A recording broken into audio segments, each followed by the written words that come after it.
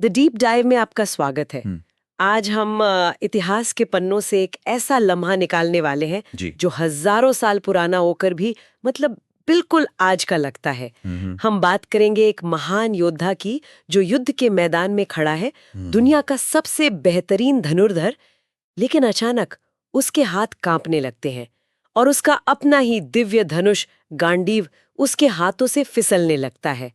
हमारे पास जो स्रोत हैं वे हमें उस एक पल में ले जाते हैं जब अर्जुन, महाभारत के नायक, युद्ध करने से ठीक पहले पूरी तरह से टूट जाते हैं। हम्म, तो आज हमारी पड़ताल इसी पर है। ये सिर्फ एक योद्धा का डर था या कुछ और था? अर्जुन की वो शारीरिक हालत उनके मन की किस सच्चाई को बयां कर रही थी? और सबसे जरूरी बात, ये कहानी हमें हमारे अपने जीवन के मुश्किल पलों के बारे में क्या सिखाती है?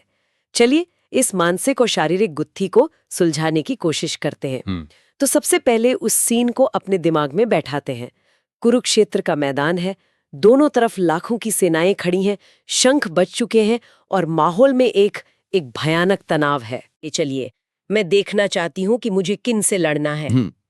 लेकिन जब वो सामने देखते हैं तो वहां कोई अनजान दुश्मन नहीं, बल्कि उनके अपने ही लोग हैं। उनके गुरु द्रोणाचार्य, उनके पितामह भीष्म, उनके भाई बंधु। सोचकर ही अजीब लगता है, जिस गुरु ने उंगली पकड़कर धनुष चलाना सिखाया, आज उन्हीं पर बाण चलाना है। जिस पितामह की गोद में खेले, आज उनके सामने हथियार लेकर खड़े हैं। और यहीं से कहानी का रुख एकदम बदल जाता है। स्रोत हमें बताता है कि ये देखते ही अर्जुन की हालत बिगड़ने लगती है। उनका शरीर कांपना शुरू कर देता है और ये कोई मामूली घबराहट नहीं थी। बिल्कुल। और यहाँ पर स्रोत की खूबसूरती ये है कि वो सिर्फ यह कहकर नहीं छोड़ देता कि अर्जुन दुखी हो गए या डर गए। नहीं, वो हमें एक एक शारीरिक लक्षण का ब्यौरा देता है, जैसे कोई डॉक्टर अपने मरीज के लक्षण लिख रहा हो। स्रोत में शब्द आते हैं, सीदंती मम गात्राणी, जिसका मतलब है मेरे अंग शिथिल हो रहे हैं, उनमें जान नहीं बची है। और मुखम च परिशुष्यति, मेरा मुंह सूख रहा है। एक मिनट, अंगों का शिथिल होना, मुंह सूखना, ये तो आज के जमाने में किसी को होने वाले पैनिक अटैक या एक्यूट स्ट्रेस रिएक्शन के क्लासिक लक्षण हैं। मतलब ये सिर्फ काव्यात्मक भाषा नहीं है, ये एक बहुत ही सटीक मनोवैज्ञानिक और शारीरिक ऑब्जर्वेशन है। आपने बिल्कुल सही पकड़ा। ये एक क्लिनिकल ऑब्जर्वेशन है। और सबसे बड़ा और सबसे प्रतीकात्मक लक्षण है वो तब है जब अर्जुन कहते हैं, गांडीव वाला। नांडीवम स्रंसते हस्तात, मेरे हाथ से गांडीव फिसल रहा है। अब ये समझना बहुत जरूरी है कि गांडीव सिर्फ एक धनुष नहीं था, वो अर्जुन की पहचान थी, उनका गौरव, उनका क्षत्रिय धर्म था। उसे देवताओं से वरदान में पाया था। तो उस गांडीव का हाथ से फिसलना वो सिर्फ हाथ की कमजोरी नहीं है, ये उनकी इच्छा शक्ति का, उनके जीवन के उद्देश्य का फिसलना है। अरे वाह, ये तो मैंने इस नजरिए से कभी सोचा ही नहीं था। मतलब उनका शरीर उस भूमिका को निभाने से इनकार कर रहा था, बिल्कुल, जिसके लिए उन्होंने पूरी जिंदगी तैयारी की थी। हम एकदम।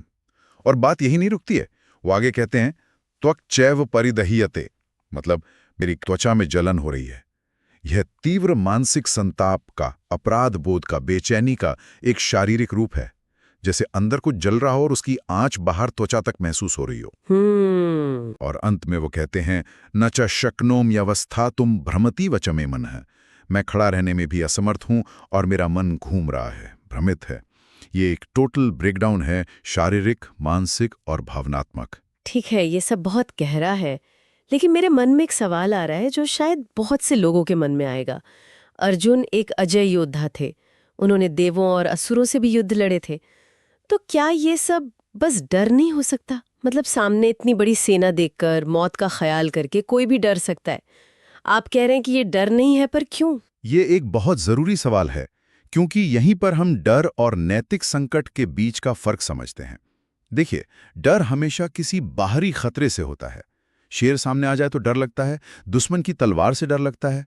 अर्जुन को लड़ने से डर नहीं लग रहा था, उन्होंने इससे भी बड़ी लड़ाइयां लड़ी थीं। यहां उनका संघर्ष बाहरी नहीं था, वो पूरी तरह से आंतरिक था।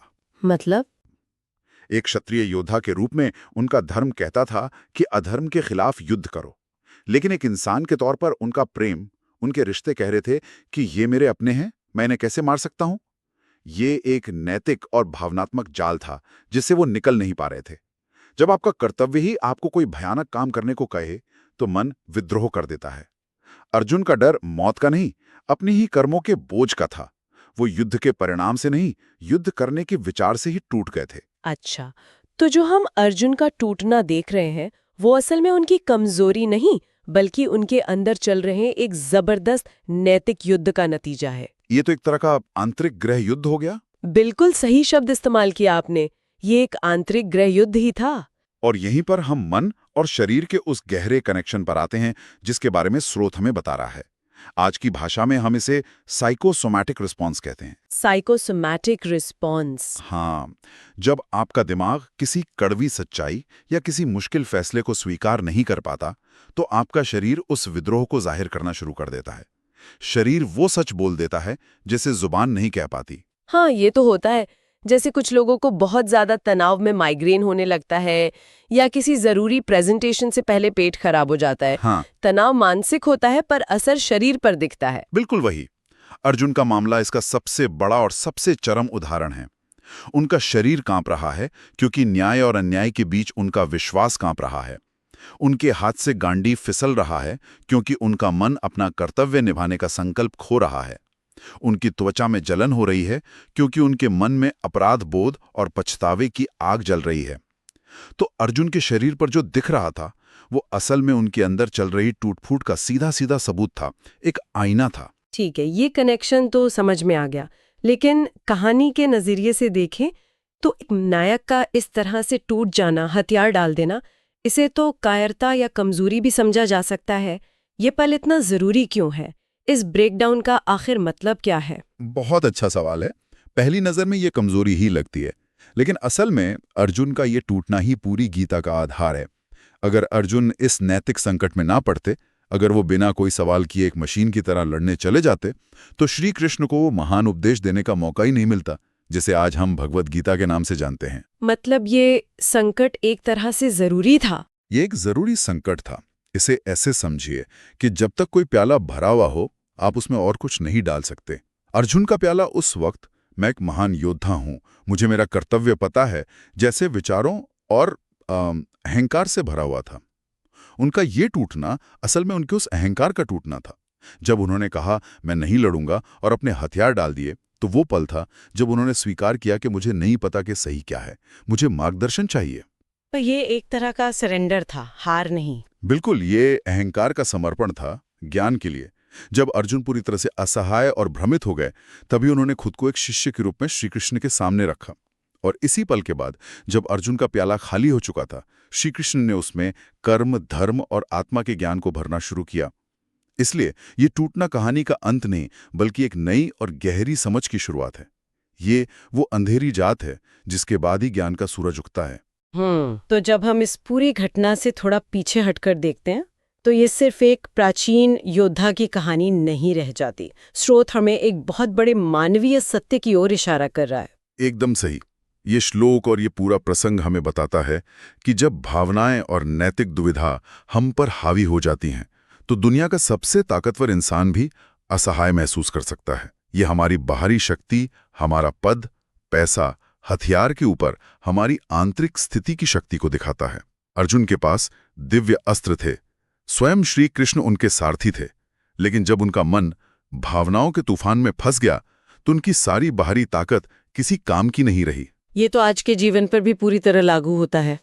कोई कितना भी सफल सीईओ या ताकतवर लीडर क्यों ना हो, अगर वो अंदर से टूटा हुआ है तो उसकी सारी काबिलियत धरी की धरी रह जाती है। बिल्कुल।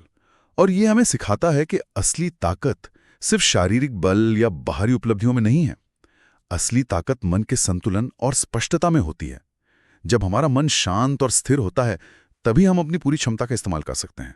अर्जुन का ये क्षण हमें याद दिलाता है कि इंसान होने का मतलब क्या है। इंसान होने का मतलब है दुविधा में पड़ना, भावनाओं को गहराई से महसूस करना और हाँ, कभी कभी टूटना भी। लेकिन जरूरी ये है कि उस टूटने के बाद हम खुद को ज्ञान और सही समझ से दोबारा कैसे जोड़ते हैं। तो आज की हमारी इस बातचीत में हमने अर्जुन के उस एक पल को कई अलग अलग नजरियों से देखा। हमने समझा कि कैसे उनका शारीरिक ब्रेकडाउन असल में एक गहरे नैतिक और भावनात्मक संकट का प्रतिबिंब था। ये सिर्फ डर नहीं, बल्कि कर्तव्य और प्रेम के बीच का टकराव था। हमने मन और शरीर के उस अटूट रिश्ते को भी देखा कि कैसे हमारा शरीर वो कह देता है जो मन छुपाता है।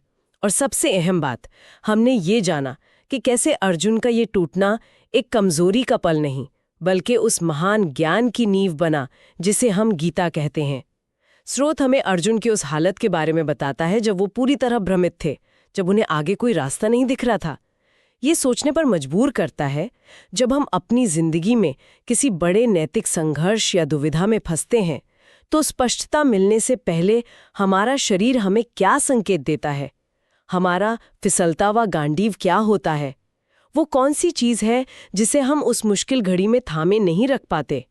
क्या वो हमारा आत्मविश्वास है, हमारे बनाए हुए सिद्धांत है, या फिर वो कहानी जो हम खुद को अपने बारे में सुनाते आए हैं। इस पर सोचिएगा जरूर।